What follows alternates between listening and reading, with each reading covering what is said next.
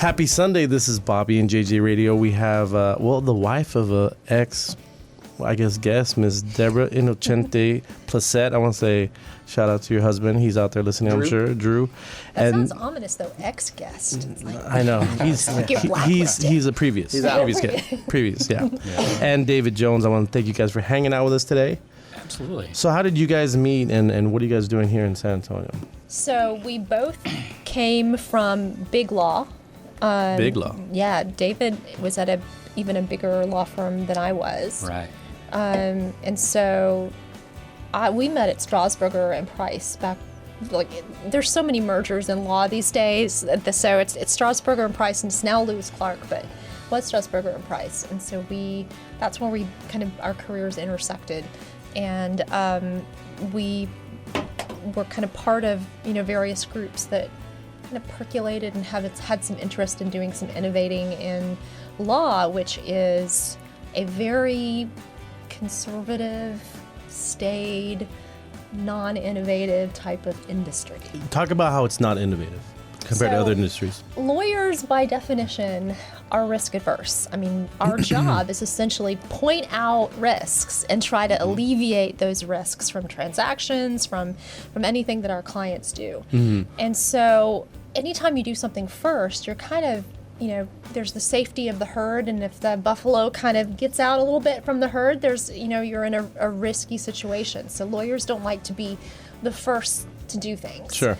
And so. So you mean they all do the same thing as far as advertising and all that kind of stuff, or even more so? Even more in terms of in terms of utilizing technology. Gotcha.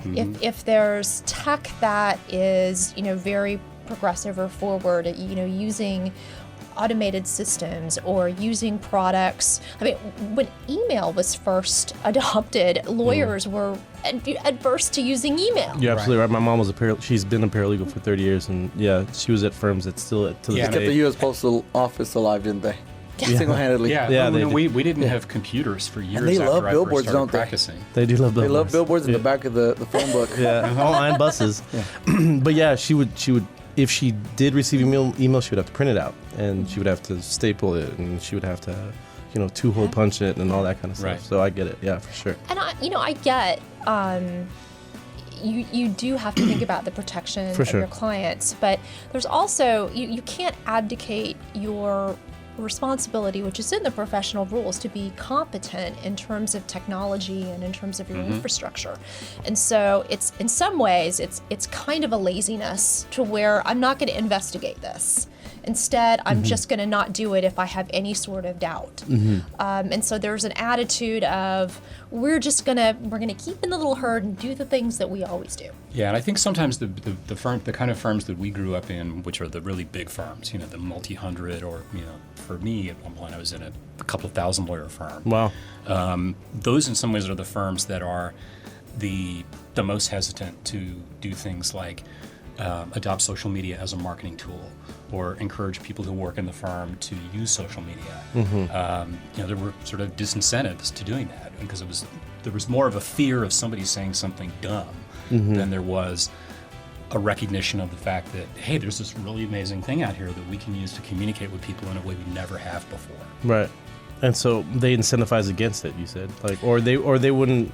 They would just frown upon it. It wasn't encouraged. Gotcha. Well, and there's two things working against it. One is that risk-adverse attitude. The other is when you have firms of that size. Well, I guess three things. The second is when you have firms of large sizes. Everything has to go through committee. There's somebody that has been, this committee has to approve this thing. And then the third piece of it is in law firms, you tend to rise through the ranks from longevity. So a lot of the people who have the highest kind of power structure are going to be older attorneys. And so oftentimes there's not an incentive, to want change, to because like back in my day, we didn't need that. Yeah, exactly. Facebook stuff, and so. And if you're going to retire before all of these changes start happening, why would you want to expose yourself to it? Right. Well, and to give you just one sort of anecdote about how I think when we were back with the other firm, we decided that we had sort of some innovative streak that was a common one among us. The first time Deborah and I ever did a presentation, was in Las Vegas at a financial industry conference, and we did a talk about data breaches in the financial industry. And we had walk-up music. Riveting, It was content. the only, I think it was the only time I ever been to a speech at a conference like that where the speaker had walk-up music. What kind of music was it? It was a song called, it actually was right on point. It was a song called Dangerous by a band called Big Data. Was he And carried we were in? talking about data breaches. Someone Carried definitely over? thought about that.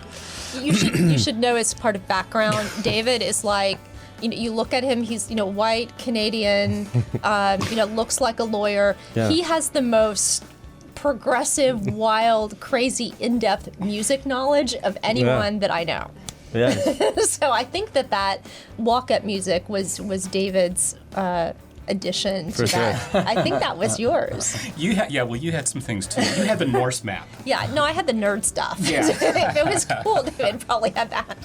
So I want to talk a little bit more about this, and especially what you guys are doing with Geekdom. We're going to take a quick break. We'll be right back with Deborah Innocenti PLLC and David Jones.